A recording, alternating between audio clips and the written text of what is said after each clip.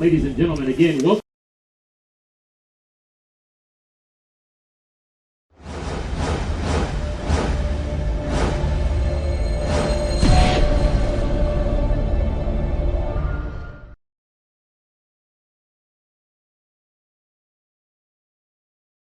Athletes, coaches, officials, and your fellow fans the respect they deserve.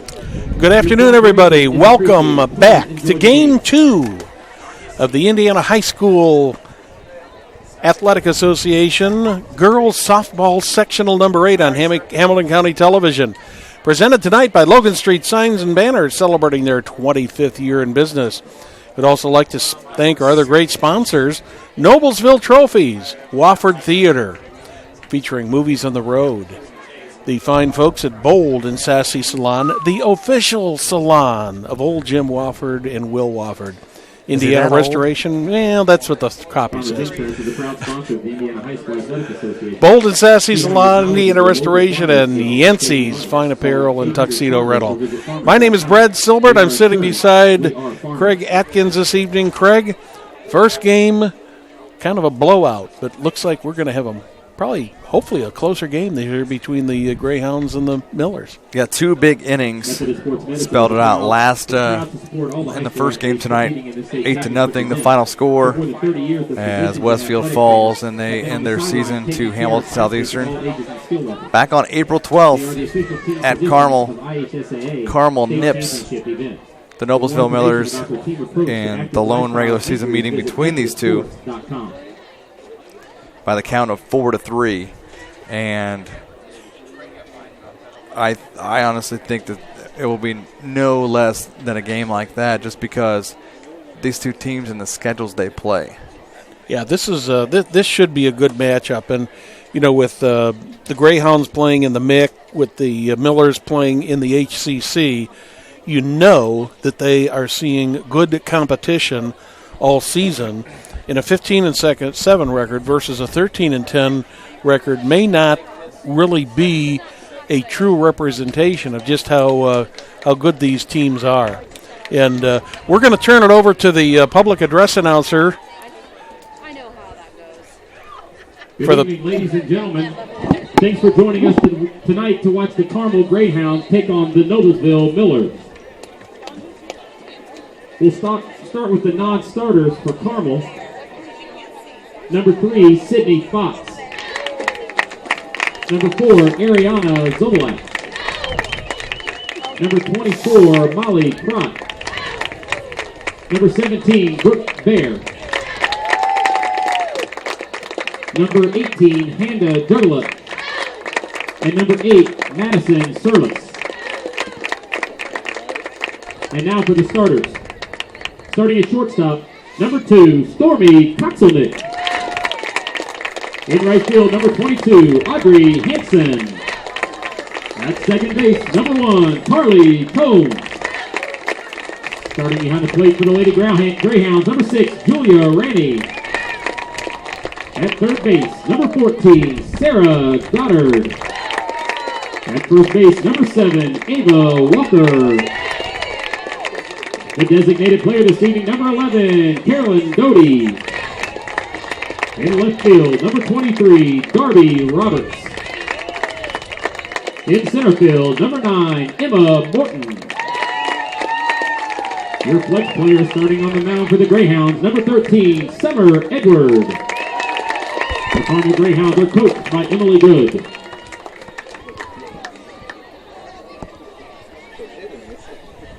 Now for the non-starters for Noblesville, number 4, Macy Minier.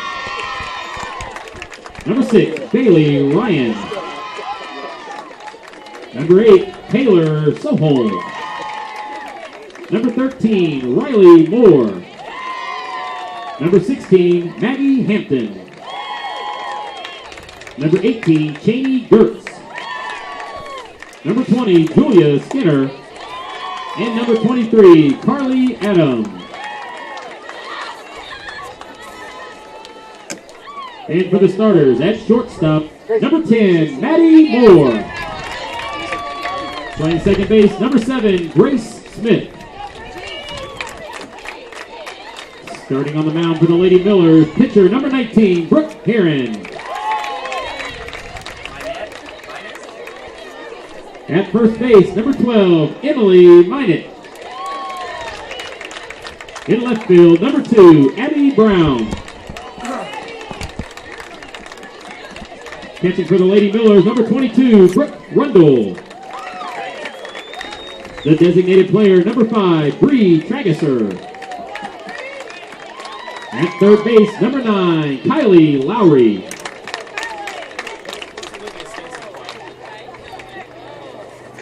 Number 11, Olivia Stinson. And the flex player in right field, number 3, Taylor Nail. The Millers are coached by Deke Bullard. Good luck to both teams tonight. Thanks to John Brooks, a public address announcer here at Fishers High School. And as we were saying before John took over, Craig, this promises to be, I think, a really, really good game tonight. You know, and 2 years ago on this field, I believe because of baseball sectionals were hosted by Noblesville last year, I was not able to contribute to the softball broadcast last season. So 2 years ago, I was here for Noblesville and Carmel in the championship game, and with the power that Noblesville had 2 years ago, they were able to just run away with it. And just seeing some of the stats, it's hard to believe that Carmel's only 15-7. Looking at some of the stats on Max Preps, and you can look down Noblesville's scores throughout the season and just see obviously how many games that they were in, and probably let them get away. And the quirky thing about, you know, they won one game and lost 2 in the Carmel Invitational, but didn't play Carmel in their Invitational. Yeah. That was probably the objective, because they had one previous regular season meeting. Real quick, as we get Noblesville, they'll send Brooke Heron out to the mound. Brooke Rundle will catch. First base is Emily Minette. Second base, Grace Smith. Maddie Moore at shortstop. Third base, Kylie Lowry. Number 2, Stormy Coxelnick. Left field is Abby Brown. Center field, Olivia Stinson. And number 3, Taylor Nail, the flex. She'll be playing right field. Leading off will be Stormy Kotzelnick. And that ball floated. Looked like it was upstairs, but that at the last second. Did you see what Kotzelnick's batting average is, Craig? Insane, 6'11". He's played in 22 games, 93 plate appearances, officially 72 at-bats, 44 hits, 34 RBIs, 10 doubles, 11 home runs, and she's a freshman. And like I said before we went live with the broadcast, amazing. She's going to shatter records in Carmel softball history before she's all said and done. Well, on the mound for the Millers, Brooke Heron is 9-7 on the season. She, again, to coin the phrase, she's been the workhorse for the Millers all season long. Got a 3.22 ERA, given up 53, correction, she struck out 53, walked 28. Not a bad percentage. Got her.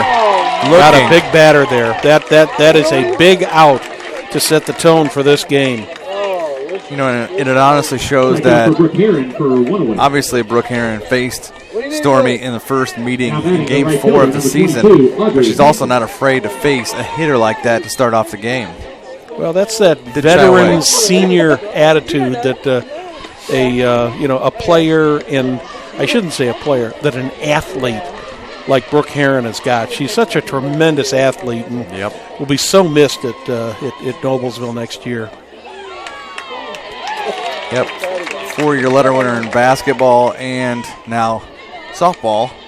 And she is, like Cassidy Ferrer of Westfield, they're both headed to St. Francis to continue their softball careers.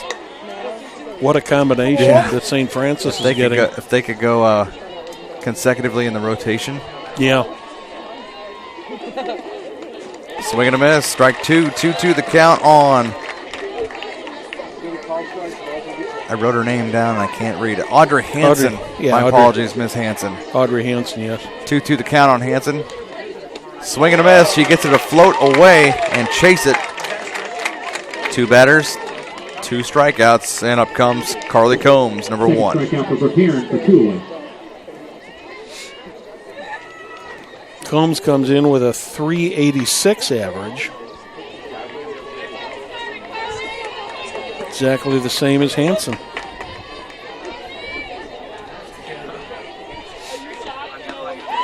It looks like Brooke Heron is just completely dialed in for this matchup, Brad.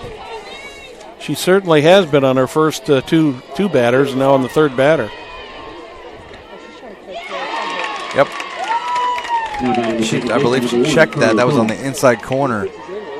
But, of course, with the left side of the umpire and Brooke Rundle's left leg, we really couldn't see the inside of the plate either. 0-2 the count on Carly Combs. This one up and away and off of Rundle's glove. 1-2.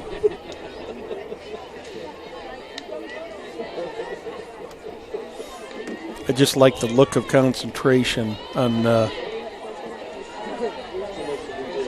Brooke Heron's face as she gets ready to deliver that ball. This one fouled away, first base side and behind the junior varsity field.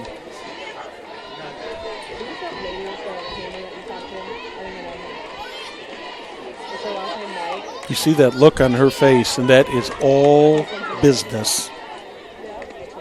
This one inside, 2-2 now.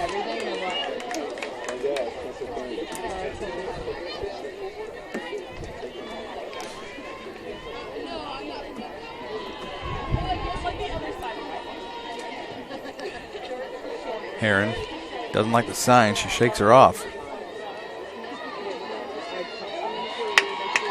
Stepping out is Combs. It's like a little indifference. Little cat and mouse game there.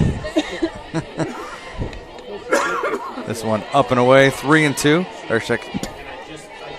Quick pitch!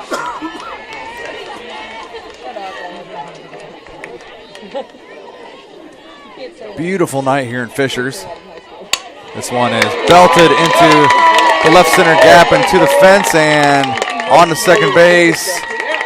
Sliding in for a double is Carly Combs. And a 2-out double gets Carmel with a runner in scoring position.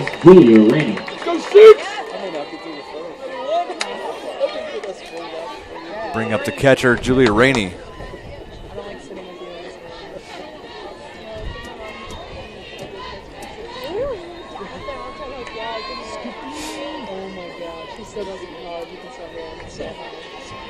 Nobody knows. Still nobody knows. This one up and away. 1-0 the count on Rainey. Like, people thought that he called me that. And I was like, no. He just has imaginary situations where he says it. Catching some of the fans down here. And that's a line out right to Maddie Moore at shortstop. Saving a possible run from scoring from second if that would have gotten past her. And through 1 inning. No runs, 1 hit. Stranded at second base was Carly Combs as Noblesville come to bat. Say, fans, you can watch Hamilton County Television live or on demand on your smart TV, your Apple TV, Roku TV, your phone, plus any device with the YouTube app. You can also subscribe to our YouTube channel at www.hctvyoutube.com. Craig, the great thing about Hamilton County Television, we're not just one outlet. There's multiple outlets that people can watch on. I'm not sure how Perry's watching down in Tennessee, but we heard somebody watching on, I believe, on YouTube a little bit earlier. Facebook and in all of that. And we'd like to hear from you at HamiltonCountyTelevision.com. Let us know where you're watching, and we'll try to mention your name. Jim's got the internet and everything working down there in the truck, and he can let us know what is going on here. So with the exception of a double in the top of the first there, the Greyhounds went quietly. And speaking of quietly, the rest of the week with Hamilton County TV is not quiet. Tomorrow night at Hare Chevrolet, actually not at Hare Chevrolet Field. It's going to be at White River at the soccer complex. It's going to be Noblesville versus Penn, and I believe it's regional action, they call it, in lacrosse. So we'll have that right here for you on Hamilton County TV. Thursday night, it's going to be, I believe, I might get my days mixed up. Thursday night, we'll have on HCTV2.com Carmel's graduation, and on Tuesday, June 6th, Noblesville's graduation will be also on HCTV2.com. Well, Wednesday evening is sectional baseball. Yep, Wednesday, sectional baseball. We'll get to that shortly, folks. Yeah. Matty Moore to lead things off for Noblesville as first pitch from Summer Edwards is ball one. Lots of power in this lineup. This Noblesville Miller team has got a team batting average of .350. 20 home runs in the season. On-base percentage of .399. Moore streams this one down the right field line, and right under that is Audrey Hanson for out number one.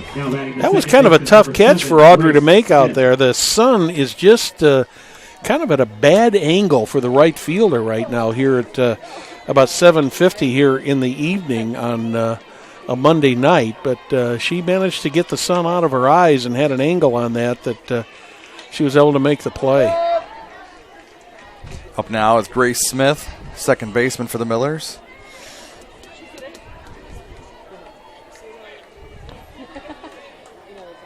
Smith is a .391 batter.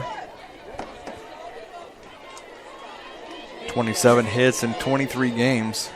Throws me off when they squared a bunt and they're not going to bunt. Ooh, she gets hit. Her. Yep, that got her on the foot, it looked like. Yep.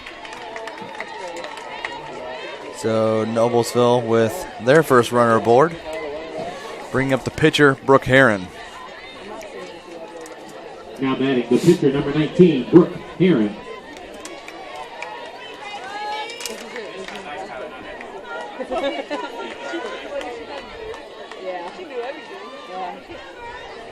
It's good to hear Rick Vanderweilen watching us on Facebook, and we'd like to thank all of you that have joined us on Facebook. Brooke Herron streams one, and that ball is gone! Right over that left center part of the fence, and Noblesville with a quick 2-0 lead as they're all going to meet Brooke Herron at the plate, and the Millers have an early lead.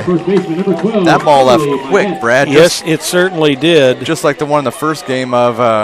That's her first home run of the season. Wow. Just like Libby Ratliff's in game one with that same spot, really. Yeah. Left right over that left center part of the fence. It's great to hear that our friend Rick Vanderweilen is watching tonight on Facebook. Rick, of course, so many innovations in Hamilton County and responsible for probably very much responsible what he set the work for and set the path for people like you and I being here today, Craig. Oh, and we like to thank him. We are an affiliate of the IHSAA Champions Network on IHSAATV.org. That's another avenue you can watch us, folks. And go to IHSAATV.org, and you can click on and watch our broadcast there as well. I can remember the old days of HCTV when we were Channel 19 on Comcast.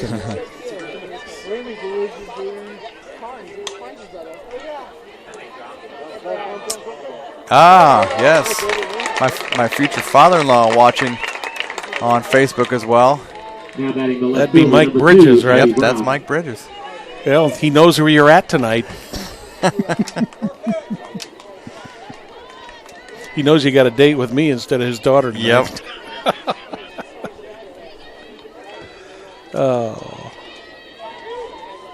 2 down as that last pitch was fouled down the right field line and caught by right fielder out there, Audrey Hanson. She's had her work cut out for her.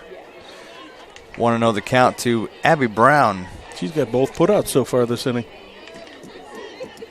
You see her out there shading the sun, even though she's got sunglasses and a visor. She had her right hand up to shade it.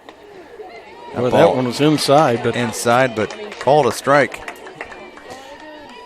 And once again, it's so hard to tell on these inside pitches because the players are so close to the plate anymore. Brown pops it right at the second baseman out there, Carly Combs, and we are through one inning.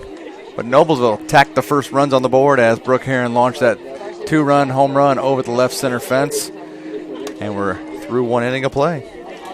Hey, you know, Logan Street Signs and Banners is celebrating 25 years in business. They specialize in last-minute signage and banners, serving Noblesville and Hamilton County since 1992. Give them a call, 317-773-7200, or visit their brand-new website, www.loganstreetsigns.com, or follow them on Instagram, Facebook, and Twitter. That's Noblesville Trophies right next door to Logan Street Signs and Banners on South 10th Street, not on Logan Street in Noblesville, Indiana. Almost a carbon copy of the first game, with the exception of the fact that the Millers only got 2 runs in the bottom of the first, but both teams threatened to score. The Millers end up with 2. Leading off, the third baseman, number 14, Sarah Goddard. Greyhounds had none, and the Greyhounds are at bat here in the second. Sarah Goddard leading things off, the third baseman for Carmel here in top of the second. She starts out with a 1-0 count as that ball is up and away.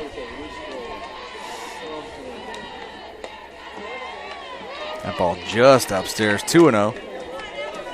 I got to believe that the battery of Brooke Heron and Brooke Rundle is one of the best in softball in the county.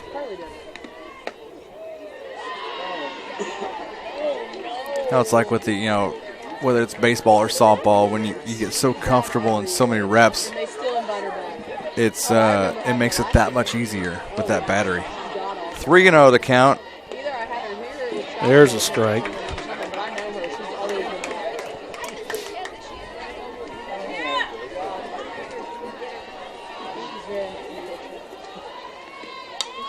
Ball fouled away, now 3-2.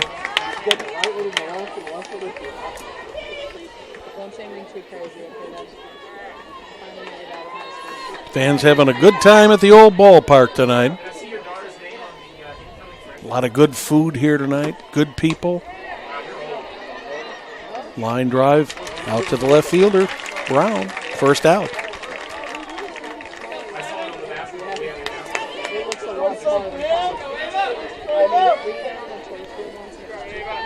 Now batting the first baseman, Ava number 7, Walker, Ava Walker. the Carmel first baseman up now. Here's an interesting little tidbit about the Greyhounds. The 9 batters that they send up, Craig, you got to get to number 8 before you got somebody batting less than about 357, 347. Swing and a miss as that one gets just past Walker.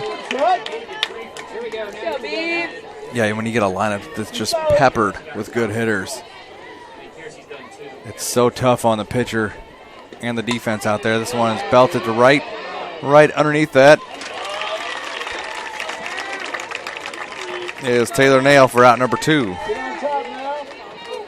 Right field has been a very popular place tonight.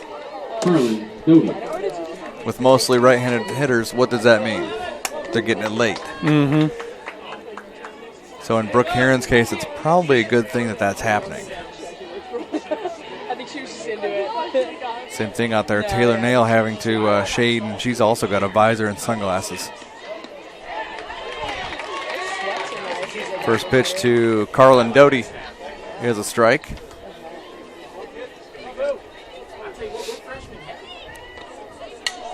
That ball is, she waited on it, and that'll be a 2-out single into left field.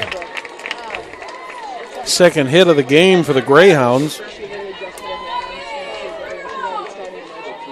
At the plate, the left fielder, number 23, Darby Roberts. Darby Roberts up, the left fielder for Carmel now. We'll give Kelly the assist. She sent her dad the link. That's awesome. Haven't heard from any of my family, though. I don't know where they're all at.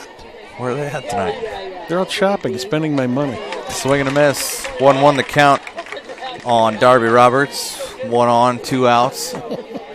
Spending your money. That's never a good thing. Well, it could be good sometimes.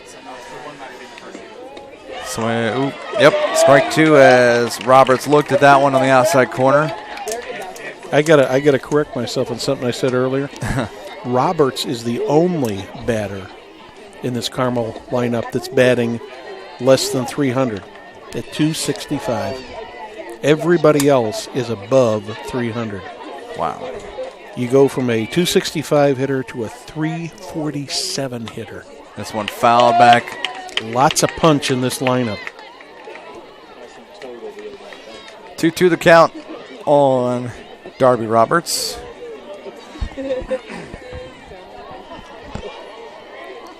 Heron's delivery. Up and away, 3-2. Doty will be off with the pitch on this one.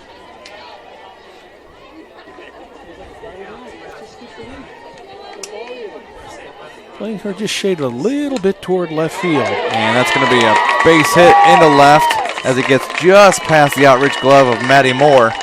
And 2 runners aboard for Carmel. The center fielder, number 9, Emma Morton. Doty did not have a chance to get any farther than second because left fielder Abby Brown got in very, very quickly to stop that ball from going any farther. Center fielder Emma Morton as she pops this one up. Second baseman Grace Smith right under it for out number 3. So no runs, 2 hits, no errors, and a pair left as Noblesville come to bat in the bottom of the inning. Fans Noblesville Trophies offers a large range of products, including sports trophies, corporate awards, and in-house embroidery. Noblesville Trophy provides you with same-day service for those last-minute decisions. Call them at 317-773-7391 or check them out online, www.noblesvilletrophy.com. Follow them on Facebook and Twitter. That's all part of that Wofford complex, isn't it? That's the yeah. You know, you kind of remind me of Jesse Waters on Fox. His Waters World. We got Wofford's World out there with all the businesses out there on South 10th Street in Noblesville. That's Noblesville Trophies, 317-773-7391. We're moving into the bottom of the second. Looks like we'll have up Brooke Rundle, followed by Bree Tragesser, the designated player, and Kylie Lowry for Noblesville.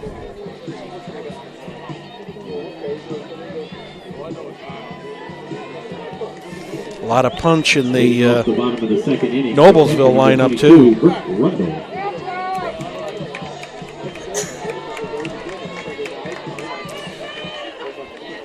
Rundle leading things off for the Millers, and she's got a few home runs herself, 16 hits on the year.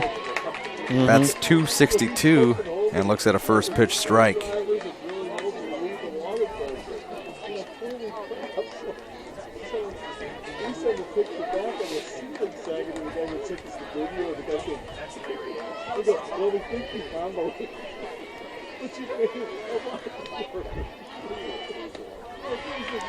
Inside for a ball, 1-1.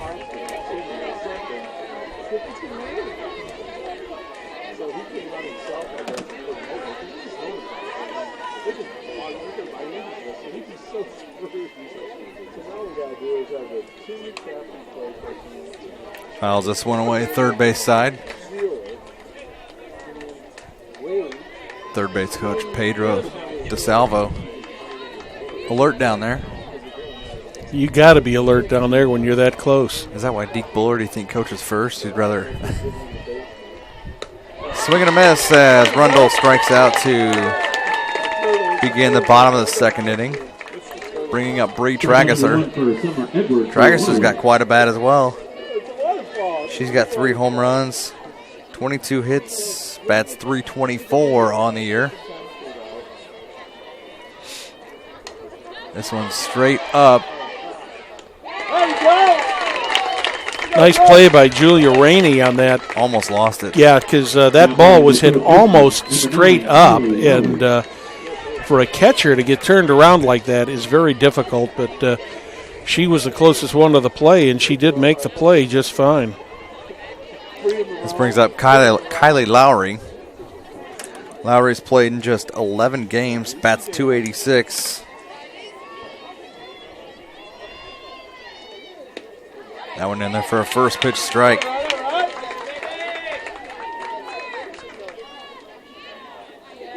Only 14 at bats for Lowry. So it looks like a late season switch up in the offense for Deke Bullard and company. There's strike two as she floats that one in there. If they get that far, Olivia Stinson will be on deck.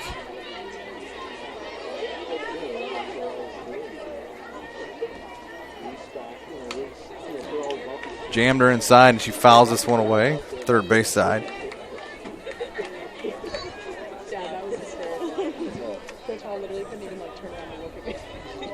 Yeah, so Pablo went down and talked to me, and then Ramsey kept looking and waving, but Coach Hall couldn't turn around and look at me. Belts this one fouled, jammed her again, and into the tree over by some fans over there. Nice crowd here tonight. Yep. A lot of Westfield and Hamilton Southeastern folks staying around for this game. I don't know. He said, come talk to him. This one's popped up, and it looks like it's going to be right there at second base to Carly Combs to end the inning. 1-2-3 goes Noblesville in the bottom of the second as we head to the top of the third inning. It's Noblesville 2, Carmel 0. I want to just remind you that coming up tomorrow, our friends over Fisher's Sports Network, which is the student-run cable, or rather internet station for Fishers High School, they will be broadcasting at least the Fishers game tomorrow, as we have other things that we will be doing tomorrow night. And then come Wednesday, you and I will be over Westfield. Yeah, about 15 miles west of here, appropriately named Westfield, for the opening round of the baseball sectional. So a lot of stuff coming up here on Hamilton County Television. We appreciate you watching us and appreciate you supporting all of our great sponsors as we move into the top of the third. Yeah, tomorrow night here on Hamilton County TV, it will be Noblesville versus Penn in girls lacrosse action in the state tournament. Hot shot. Oh, yep, right down there to Minette at first base. She'll take that herself. One pitch, one out. Next up, the right fielder, 22, Audrey Hanson. That again is a huge out with her leading off with that 600 batting average. That'll get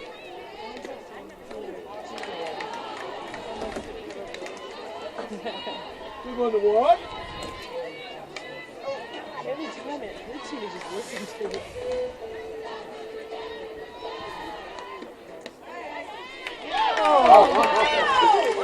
Good job, kid. That was a good frame. sometimes it's good to have a crowd mic sometimes. But it's entertaining. What we need to do is we need to have Jim put two crowd mics out. One on the left channel, one on the right channel, because we got the Noblesville fans to our left, the Carmel fans to our right, and you can imagine the groans that were coming to the right on that called strike. 2-2 the count now on. But it's good to see the fans into the game. Oh, yeah. That's the way it should be. Audrey Hanson's got a 2-2 count. This one is down the right field line, and underneath that is Taylor Nail right down the line for out number 2. Next up, the second baseman, number 1, Carly Combs. Left fielders have been busy tonight with fly balls. Fortunately for Taylor Nail, the sun is actually to her right, so when she's looking at home plate, she's not looking directly into the sun. First pitch in there for a strike to Carly Combs. Got about another 30, 35 minutes of daylight left here. By 9 o'clock, it'll be pretty well dark. That one floats that off speed, and that was just short of the plate. 1-1 on Combs.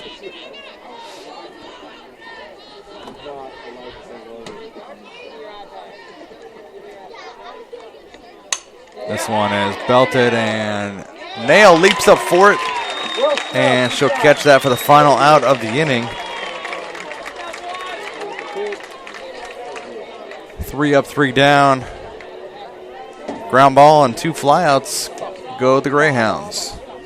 Say, fans, don't forget, Wofford Theater is presenting Movies on the Go.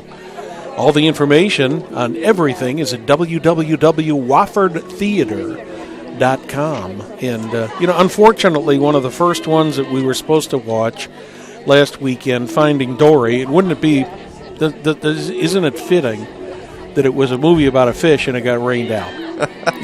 We just couldn't find Dory in all the floodwater around Fishers the other night. Oh. Coming up on June 3rd, it'll be Moana. 17th, it will be Sing. Then don't forget the free classic movie events at Forest Park in Noblesville on Friday, starting Friday, June 2nd through August 4th. The June movies, get a load of this lineup. Wild Hearts Can't Be Broken, Funny Face, August Rush, The Philadelphia Story, Patch Adams. Some great movies coming. That's just in June, so you got the rest of July, and I'm sure Jim's got some big surprises for us in July for movies. And don't forget the night of the Noblesville Street Dance at Federal Hill. That's coming up July 8th, one of the highlights of the season. It's all sponsored by Logan Street Signs and Banners, Noblesville Trophies, and Hamilton County Television. For a complete lineup, check www.woffordtheater.com. Freshman Olivia Stinson, the center fielder, leads things off here in the last of the third. That's low and away for ball 1.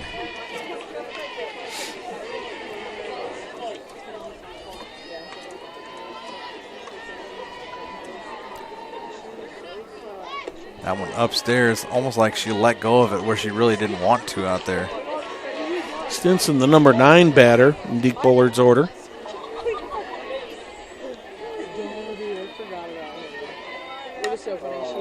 And she gets jammed there, and she pops it up to Carly Combs for out number 1. It was almost one of those old-fashioned slappers like we were talking about earlier.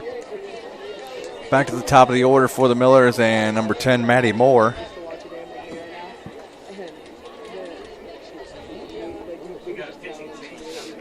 Oh, wow. Pitching change, and that's going to be for Carmel. Number 11, Carlin Doty is going to pitch.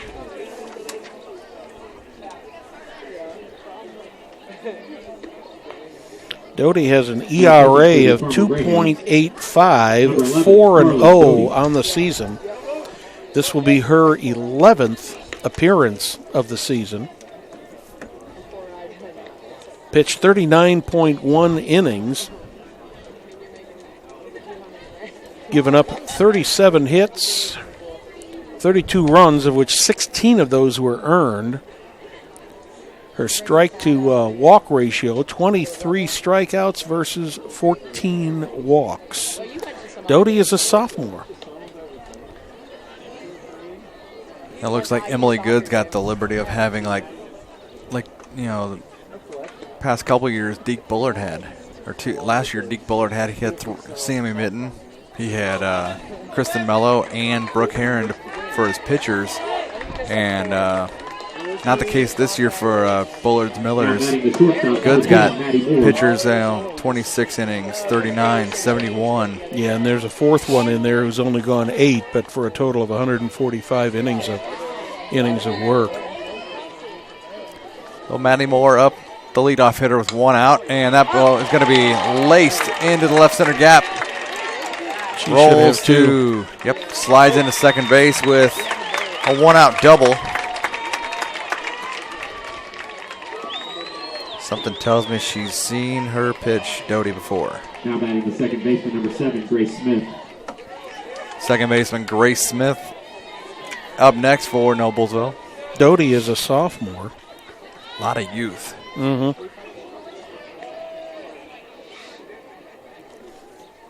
Haven't seen the Millers steal any bases tonight. They've got 49 as a team for the year. Through 23 games. Wow.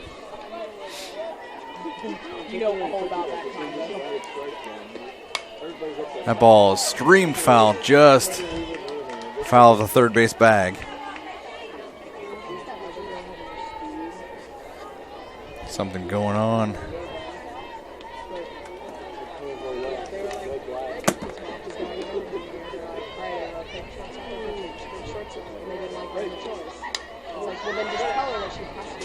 That could be dangerous. And, ooh, if that was in fair territory, that could be real dangerous foul.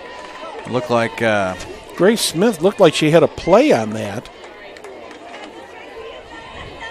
We had plenty of those even in college. I'm sorry, that's It doesn't get better in college. Just like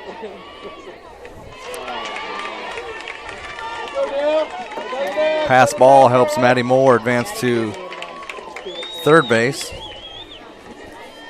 Leave over there at first base. Yeah, it's Ava Walker and Carly Combs at second base. That dropped right between them, just foul of the first base bag previously.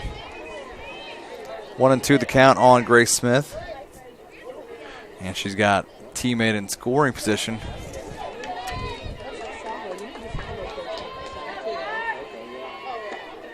The ball is low, 2-2.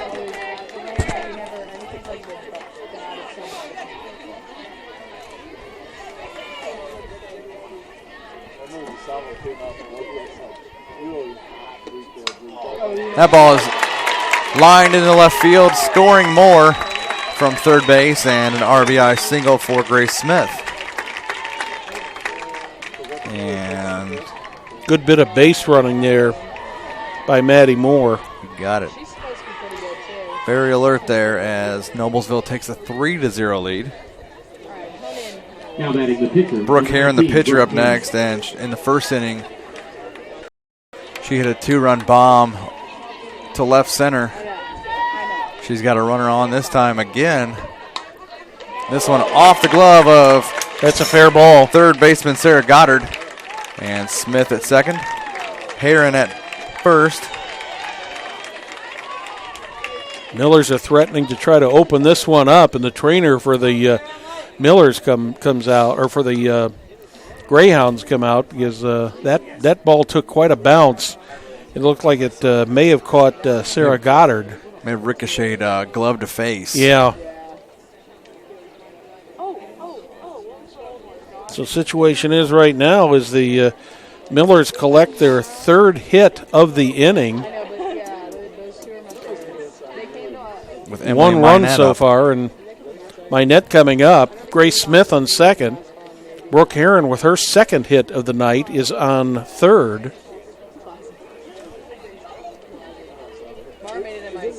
And the training staff is out there checking things out. You're talking about Meg?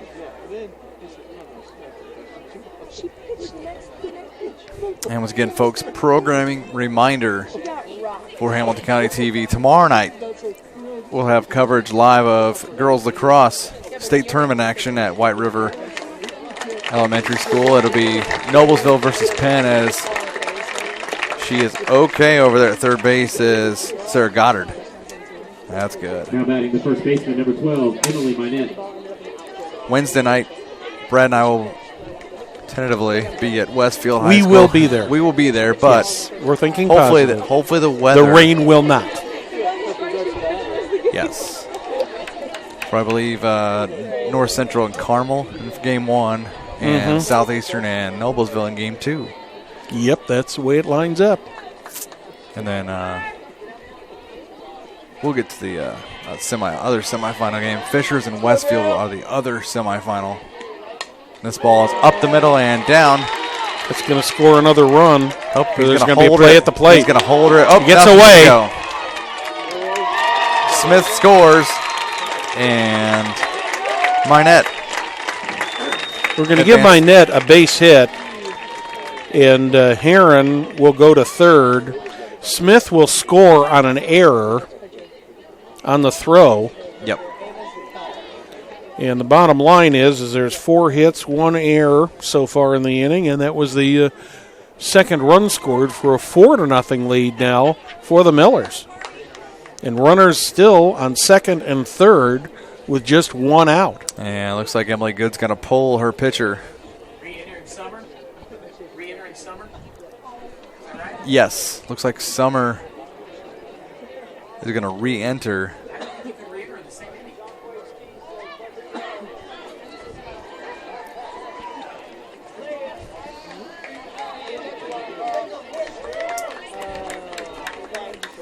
So Summer Edwards comes back into pitch again. Was not aware. I don't think any of us up here are aware that could happen. I think it can happen once there is an out. They're fouled back there by Abby Brown. Or you have to face a batter. Okay. Well, obviously she faced the leadoff hitter Olivia Stinson and got the out, and then was pulled. And there's the bunt. Misplays it, does Summer. Squeeze. Yep. Brooke Heron comes home on the squeeze bunt by Abby Brown, and that's credit Abby Brown with a base hit. Yep. Base hit and an RBI for Abby Brown. And Emily Minette sitting at third base. 3 runs already in, just 1 out. Brooke Rundle at the plate. She struck out looking last time, and she knew it. My guess is she won't let that happen again. I would highly doubt that.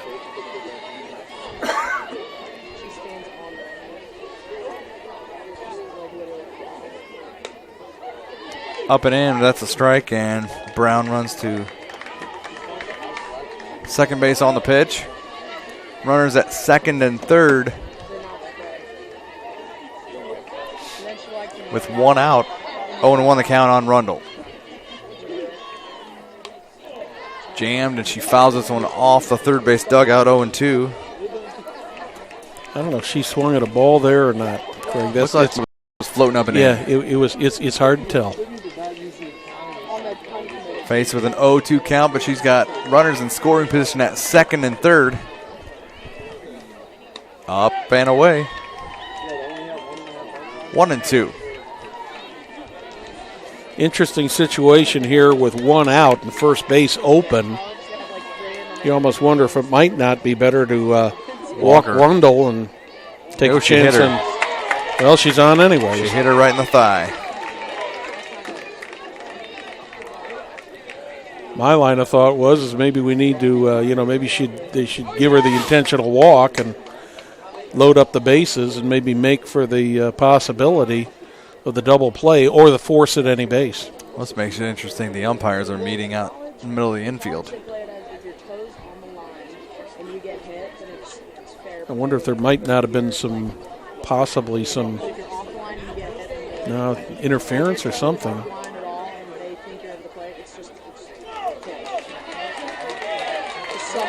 Oh. We're hearing now that the question is whether the batter stepped into the pitch or not. And Brooke Rundle is coming back toward the dugout, but now she can be replaced with a courtesy runner. So she'll be back up.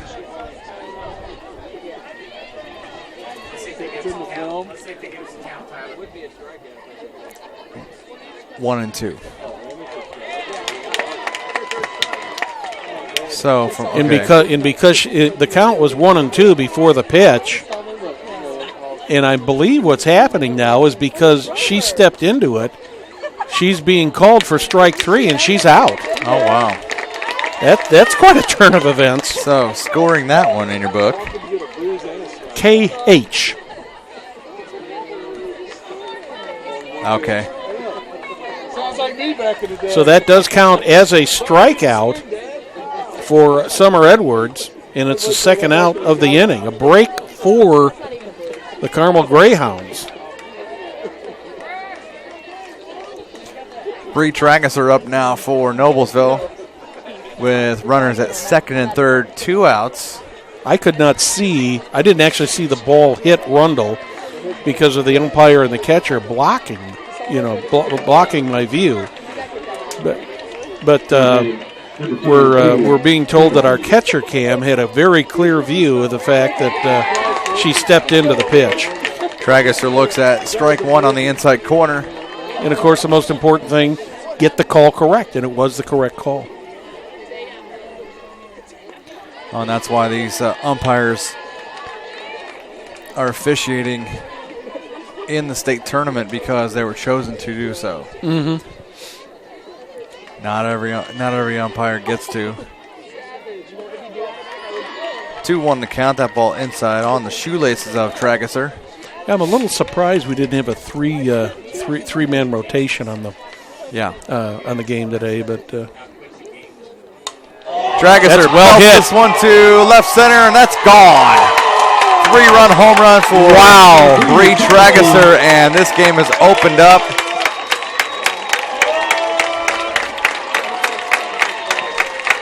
And if you're Coach Emily Good, do you pull Summers for good? Or Summer Edwards, I'm sorry. That's a good question. Next up, the third baseman, I don't number mean 9, that. Kylie I'm sorry. Lowry. I'm sorry, but I can understand her concern, because this game is at a point now in the third inning where this is really getting out of hand, and the Millers are just totally manhandling the Greyhounds. What we thought, looked like it would be a good close game has turned out to be a runaway right now for the Greyhounds. Now, that's not to say that they can't get back into this, because they certainly have the talent out there and the hitting ability, but right now it's not looking very good for the that one hit her. Yep. That one hit Kylie Lowry, and she'll climb aboard the base path, and she is the ninth batter of the inning, so the Millers have batted around. Olivia Stinson was the first batter and the first out of the inning. So now that brings up, Stinson, the center fielder. Coach Good is questioning where that hit.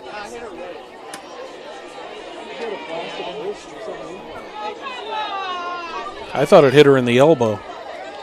Yep, and the plate umpire says hit her in the left elbow. Mm-hmm. So that gets Kylie Lowry aboard. Olivia Stinson started this inning with a line out. And she lined out to Carly Combs at second. First pitch is a strike to Stinson. It's Noblesville 8, Carmel 0. 6 runs just here in the bottom of the third. That ball is almost a slap. Stinson just about beat it out, but Noblesville tacks on 6 runs on 6 hits.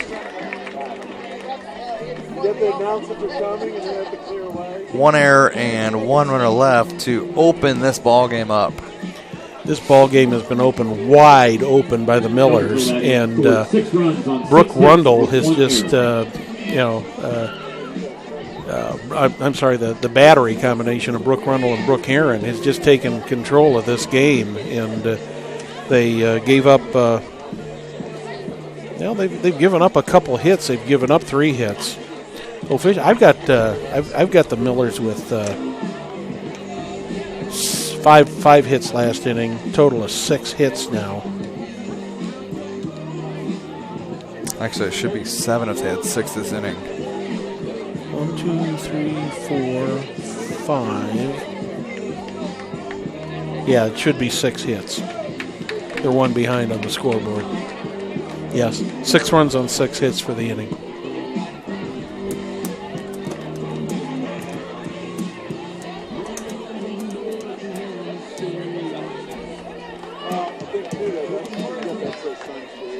Back up to the top of the 4th inning. A little off speed.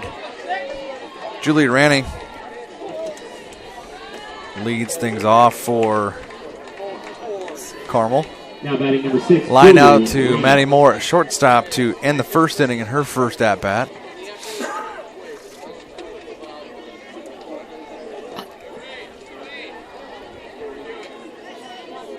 Chip away, here we go. That one up and away, 2-0.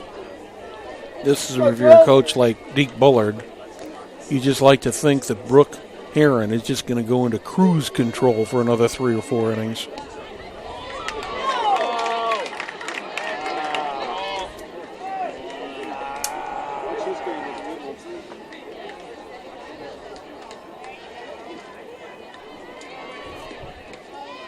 Three and one, that one's away. On deck, Sarah Goddard. Looks like she's all right after that last play in the.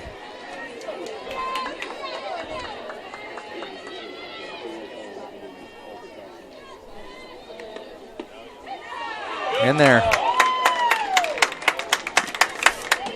Looks like at the knees and on the inside corner. 3 and 2 now.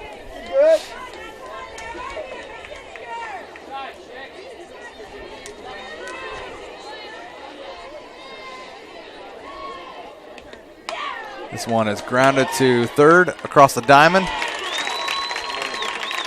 Easy does it. Lowry to Minette. Out number 1.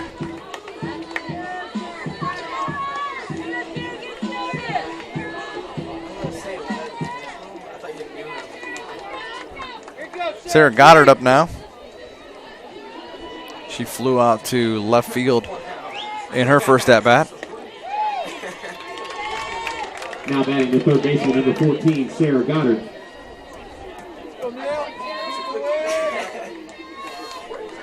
Brooke Heron has really taken control of that outside corner.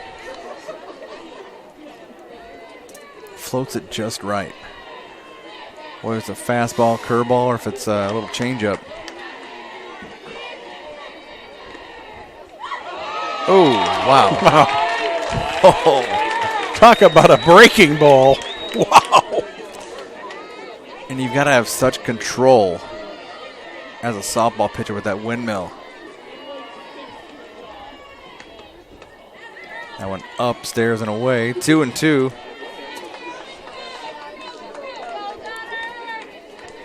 Will Hampton came to see his daughter play. Mm-hmm.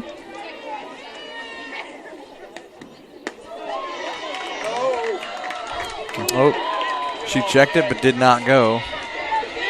3 and 2 now on Goddard. Will, a member of the Noblesville City Council. Also one of the assistant athletic directors at Marion University. Next up, number 7, Ava Walker. He and I had the pleasure of doing the state championship game for softball back in 2007 when the Royals won it all. The 31-0 season. Wow. Keep going now, keep going. Start stringing them now, hurry up. Ava Walker up.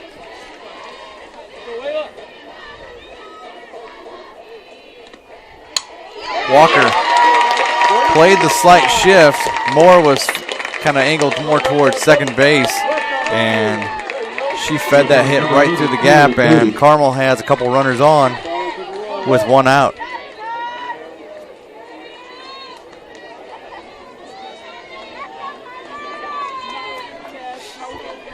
That brings up Carlin Doty. Everybody hits, let's go. That's a unique thing about designated player and flex. That's what her and Summer Edwards did.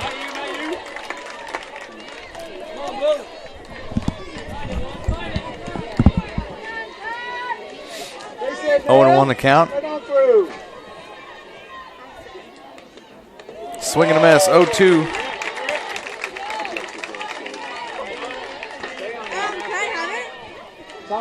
Brooke Heron looking for strikeout number 3.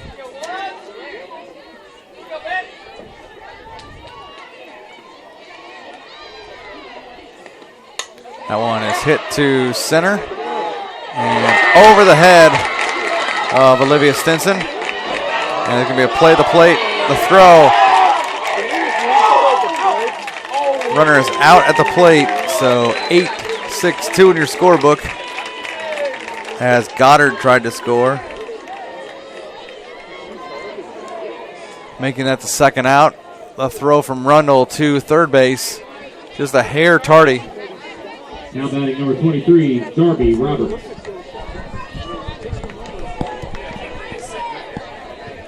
And Doty with that deep hit to center did not advance on the throw.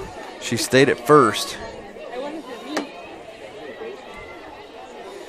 Good play from center by the freshman Olivia Stinson.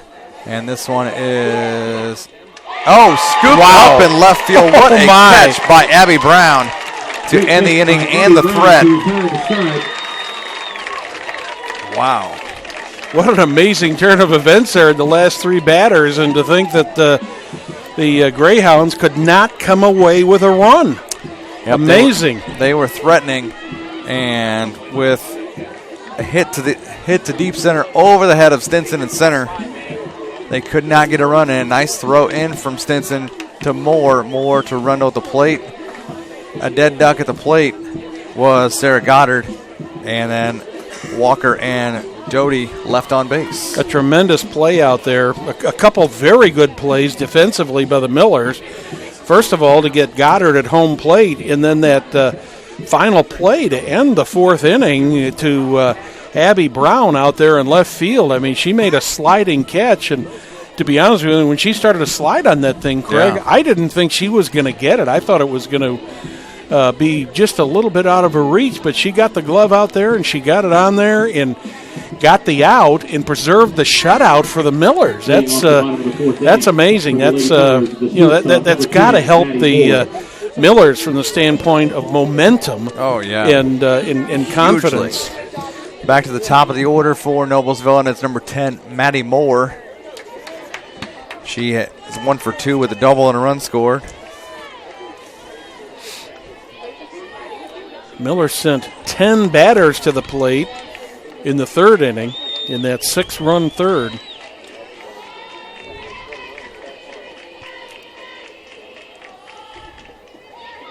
Summer Edwards back out there in the bottom of the fourth inning.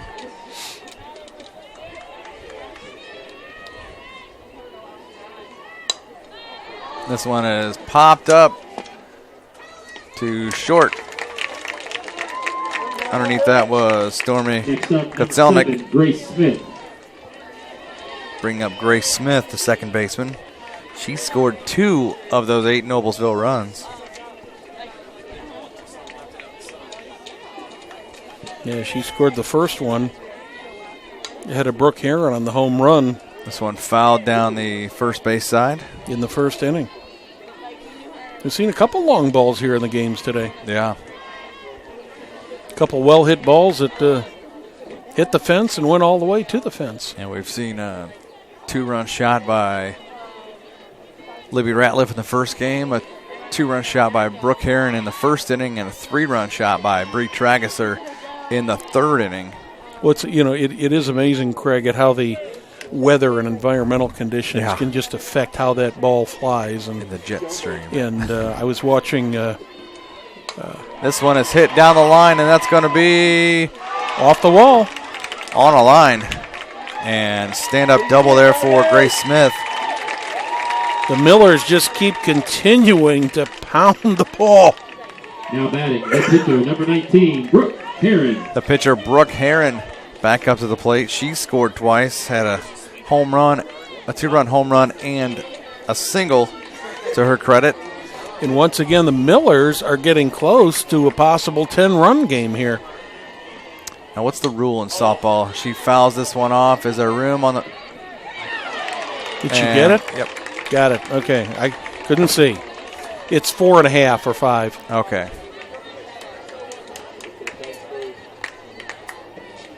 Two down now. Oh, actually, she missed the ball. Sorry. Oh, she missed it. Oh, okay. You've got an eraser. Yeah. I guess I look. I thought the way the Carmel crowd reacted, she got it. Luckily enough, But we didn't couldn't write anything down. Yeah, we couldn't see it here because we were blocked by the dugout.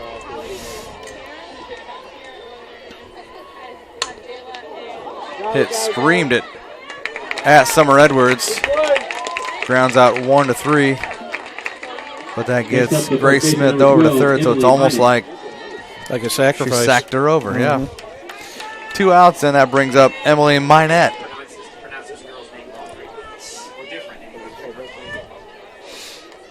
Minette with an RBI single in that 6-run third, and she flew out to right.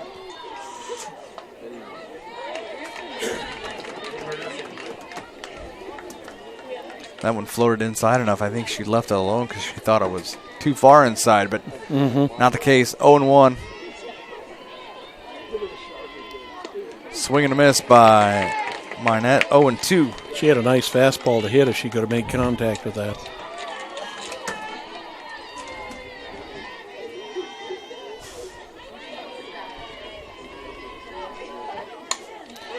Minette hits one, and that's going to be over the head. Hits the wall on the fly. Grace Smith scores. That's 9-0. And Minette, second stand-up double of the inning. Scoring Grace Smith. Abby Brown. Her second RBI of the night. Abby Brown up, who has an RBI bunt single. She squeezed home. 9 runs, 9 hits for the Millers so far here. 3 2/3 innings. It wasn't my fault.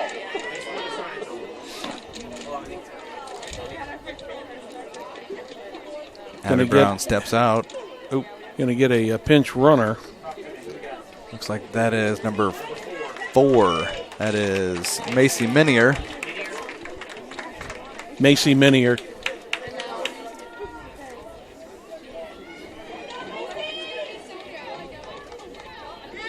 And to run for the Lady Millers, number 4, Macy Minier.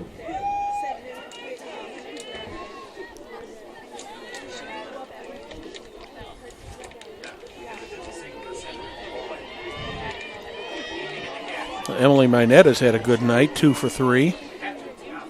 Some RBIs. We both had the same reaction. Just like the one that came back and would have hit you. Yeah. Maybe we should take the windows out. No, I'm kidding. 0-1 the count on Abby Brown. Filed that one back into the glove. 0-2. Well, I'm used to working in a press box that does not have a window in front of me, so, I mean, if I look defensive. Understandable. It's like a ball that comes back to the screen. Swing and a miss, and Abby Brown strikes out to end any more of a Noblesville threat, but they get one. 1 run on 2 hits, 2 doubles at that, and they leave one. And through 4 complete, it's Noblesville 9, Carmel 0.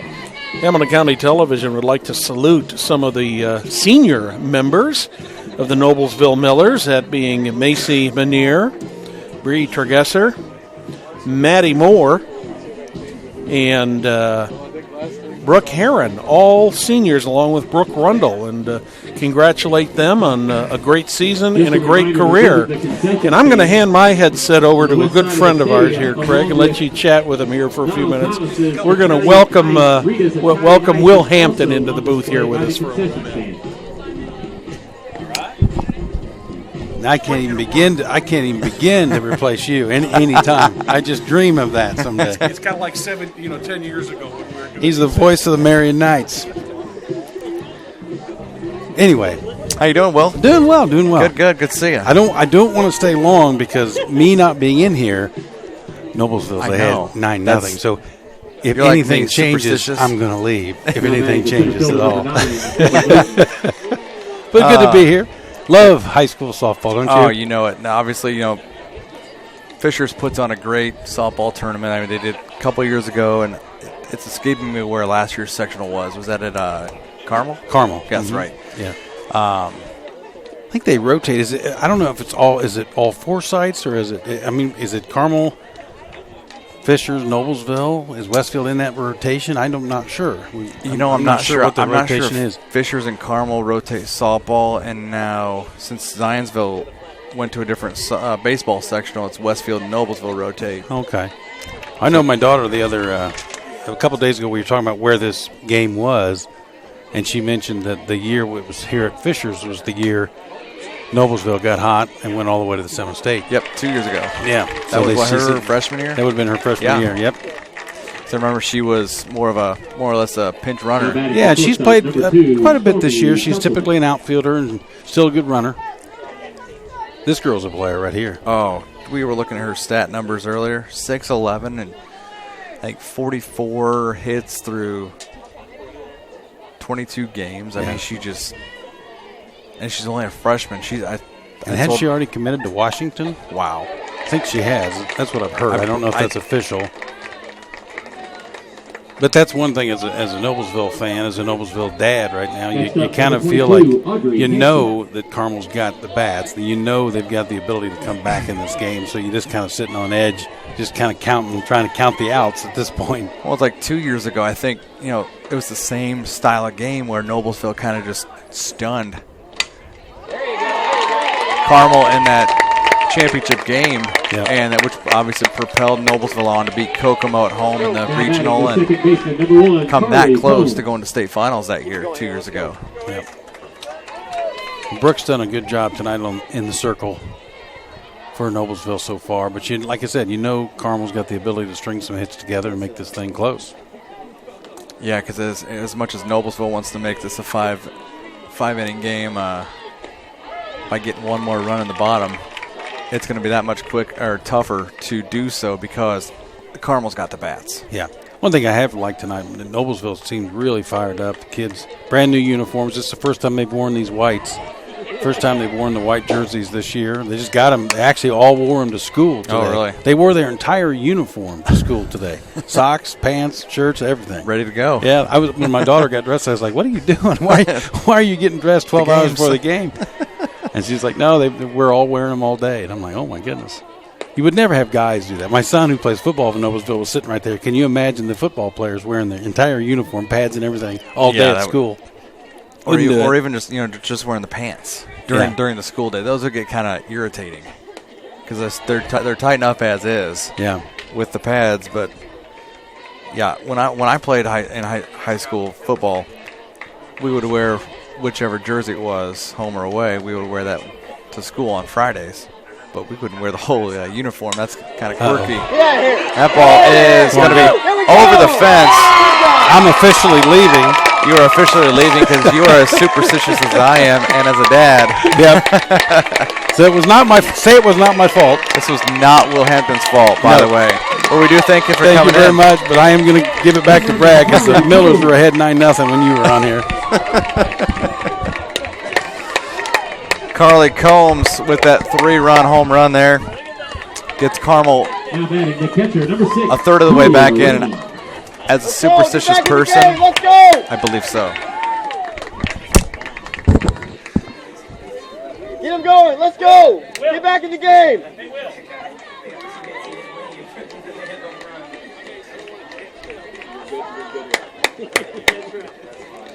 Yeah, I think as superstitious as I am about most things, I think if I were Will, I would go back to exactly where I was sitting as well. Because like he said, when you had the headset on, Brad, Noblesville was up 9-0. Carly Combs with that 3-run home run plates herself, Gutzelnik, and Audrey Hansen. Chops this Noblesville 9-0 lead to 9-3. Julia Rainey up now, the catcher. Just one out in the inning. This one fouled away 0-2. I think Will said it when he first came in here, Craig, that this game is far from over. I mean, it's, both teams have the bats, and Carmel, I think, is waking up at this point.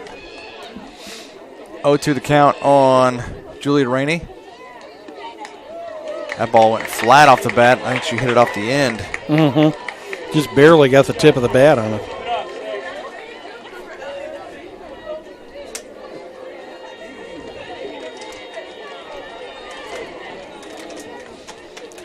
To the count.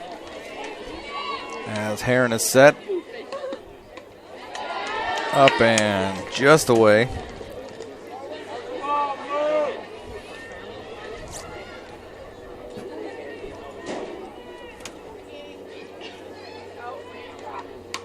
This ball is popped up, and second baseman Grace Smith underneath it for out number 2.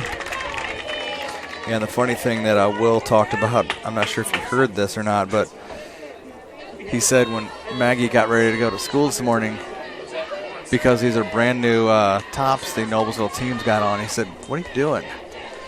She had I heard shirt and pants. They wore their uniforms to work to school today. Which, I mean, Now batting number 14, Sarah Goddard. I mean, they obviously went to school ready to play. This one is fouled away. Could be caught. Must not have got there. Yep, great hustle. Just a long strike. Maddie Moore, the Butler University commit, almost got that ball over by the fence in foul territory. 1-1 the count now.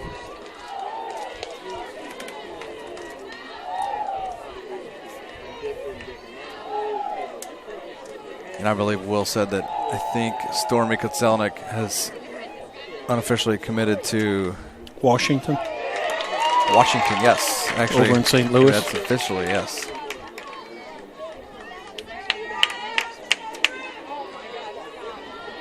One and two the count. This one is popped up.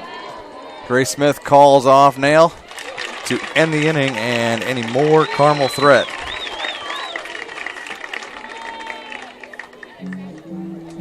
But in the inning, the Greyhounds do manage to get 3 runs and 3 hits. Nobody left on the bases. Middle of the 5th, it's now the Millers 9, Greyhounds 3. Let's talk about Bold and Sassy, located in Noblesville. You got Brenda Hildebrandt there. You also have Donna there. And you know that Bold and Sassy, they're the official stylists of old Jim Wofford and Bill Wofford. And I've got to say, since they've been going to Bold and Sassy, they have looked a little bit sharper.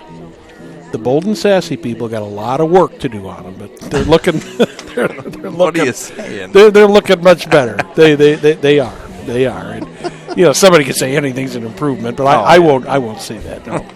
Both Jim and Will look very nice. If you'd like an appointment, you can contact Brenda at 317-501-0572 or contact Donna 931-436-0678.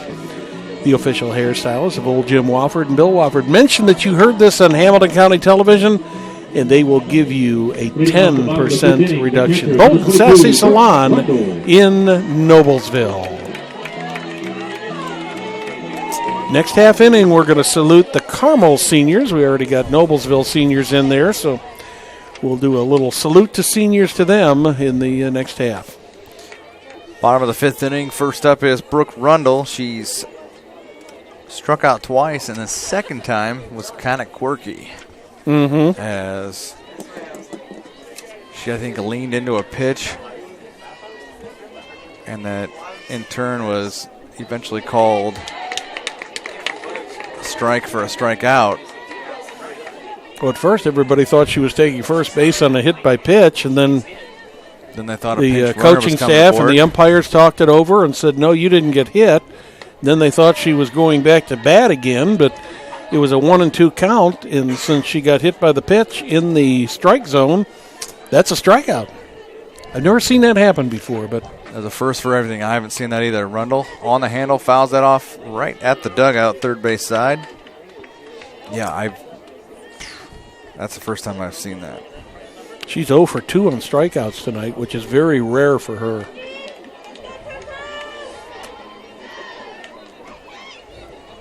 Just about sunset here. Comes another one right back toward us.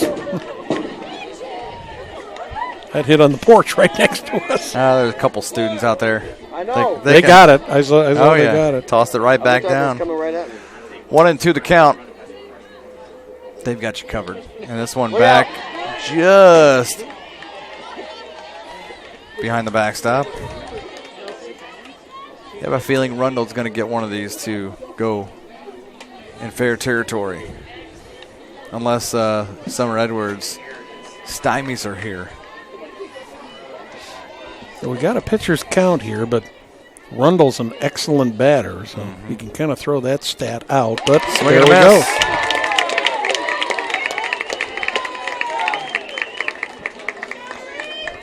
Swing and a miss for out number 1, and Bree Trageser, who belted a 3-run home run. 2 minutes away from official sunset in Fishers, Indiana.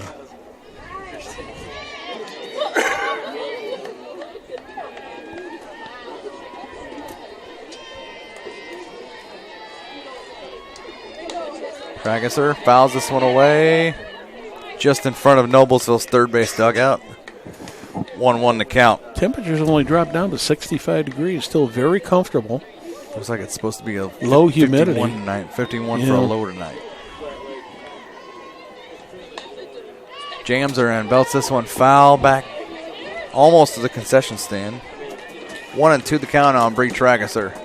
Wind is just about non-existent now. Earlier we had a south wind of about 5 to 10 miles an hour to kind of help the balls going to left field. That one floats low and away, 2-2.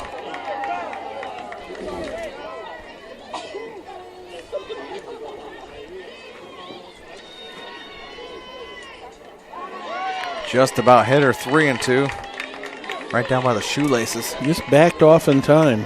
Yep.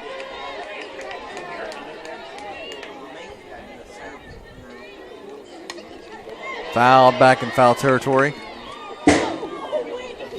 It's some more, actually hit the ramp down here. Trageser staying alive, 3-2. Carmel 3 runs on 8 hits. Noblesville 9 runs on 9 hits. Smokes this one foul. That would have been probably a double for Trageser. Looks like Edwards has given her all she's got. 3 of the 8 hits for the Greyhounds came in that 3-run top of the 5th. Fouled away again.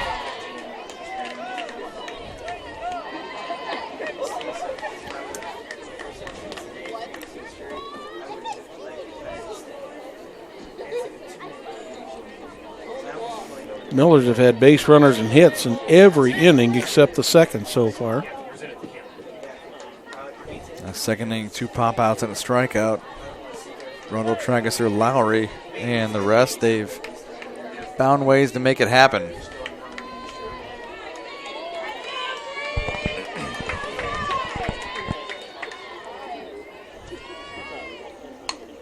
This one is going to be popped out to the shortstop out there.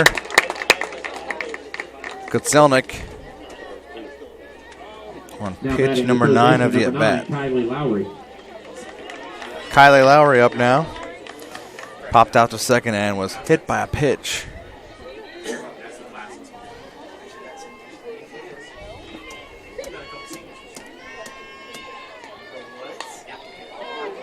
She turns on one and fouls it down, and just about where the ticket table was down the sidewalk. Seemed like there's a lot of foul balls tonight, more than normal. Yeah. Well, you look at the batting averages of these teams and the slugging percentages, and you can see that they're teams that they're not afraid to swing at the ball.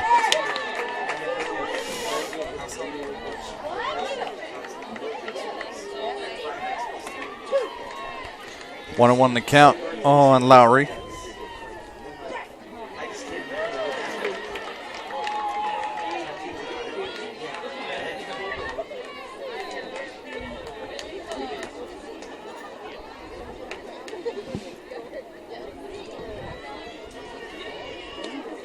Three and 1 now, as Lowry shows patience. Hey, Kelly Snyder, everybody. Hi, what do you got for me?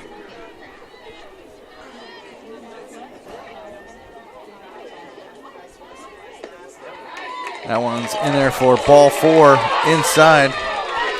You hear the boos and the cheers from both sides on that crowd mic. Yeah, that was close. Yeah.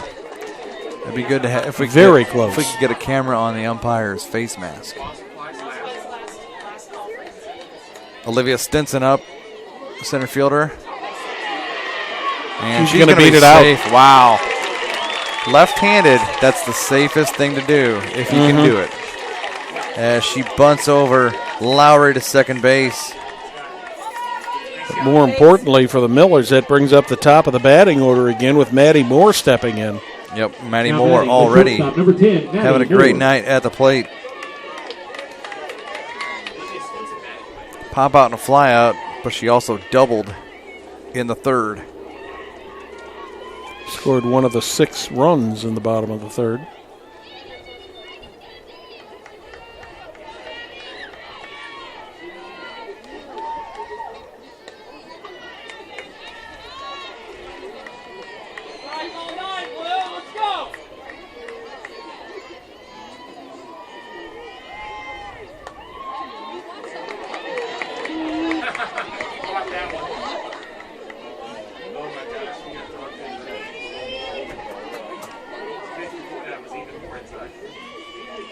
Comes the 1-1. Stream down the right field line, and that ball That could be out of here. Nope. Hits the bottom of the fence. 1 run in.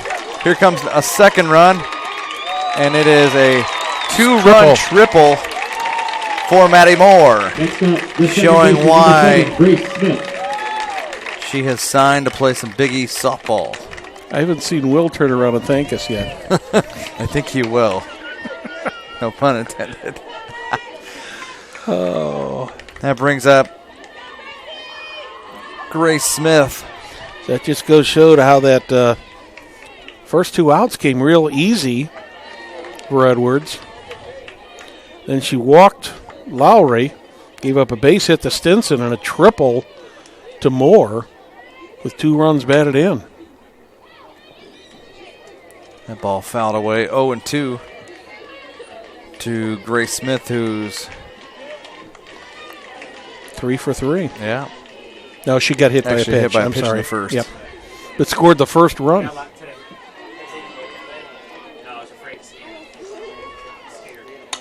And this one over the head and down. Gonna score run number 12 for Noblesville. Moore trots home.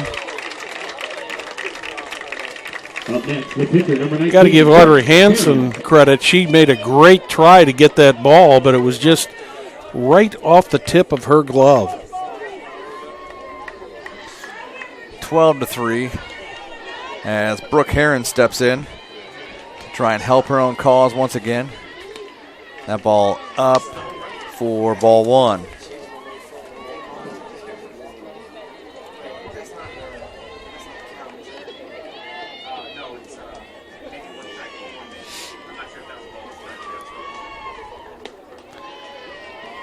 Inside and about neck high on Heron for ball 2. On deck, it doesn't get any easier for Edwards. Swing and a miss, though, on Heron as Emily Minette is next if the Millers get that far.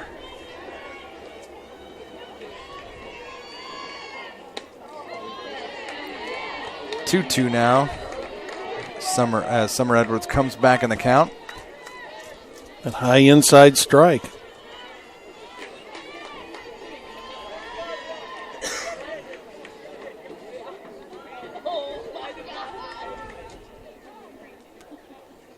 Third base coach Pedro DeSalvo calls a timeout to talk to his senior. Let's make sure that they're on the same wavelength with the signs.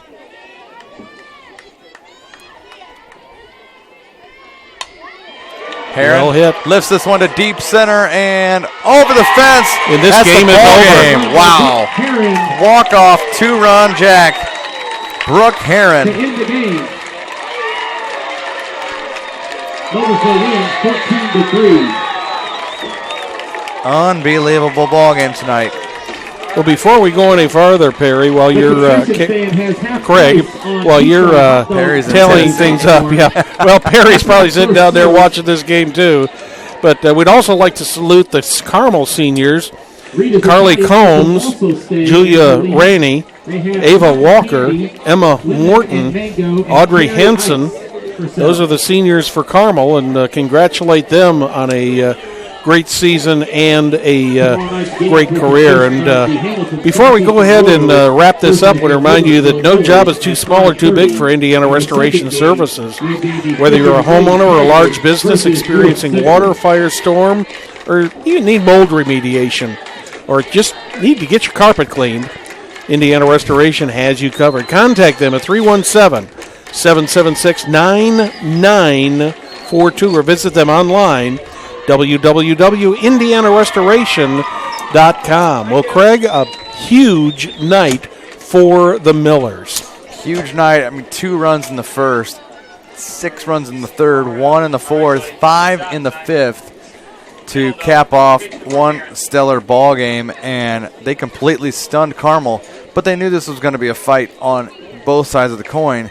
Noblesville they kept at it. Well, you've got to give Brooke Heron the player of the game because two home runs, a base hit, and a very, very good pitching performance tonight by Brooke Heron. I'd like to remind you that tomorrow these teams will be back here at Fishers.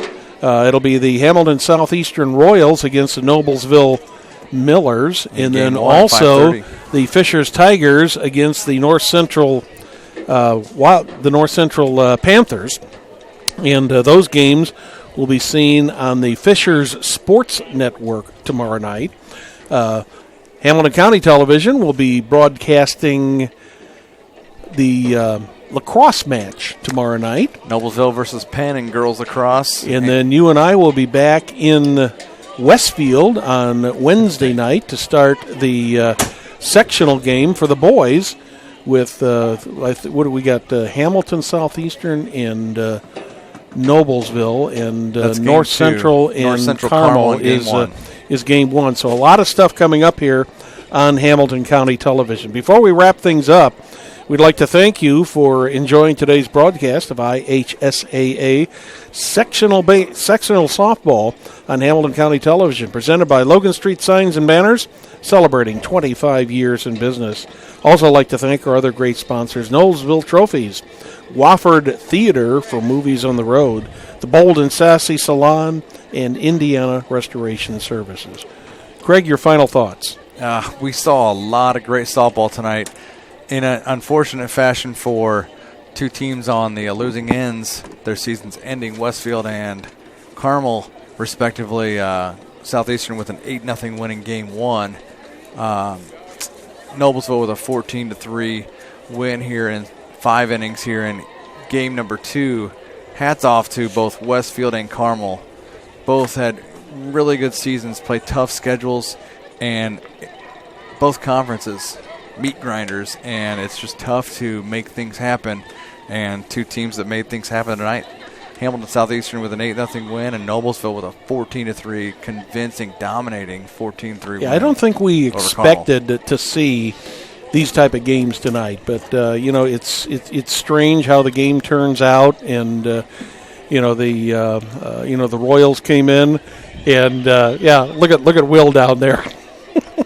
Yeah, and we honestly can't thank all of you enough who have joined us, whether it was on Facebook or whichever avenue that you joined us and watched tonight's games. We appreciate your viewership, and we hope you come back. On behalf of Craig Atkins, my name is Brad Silbert. Thank you for being with us tonight. Good night.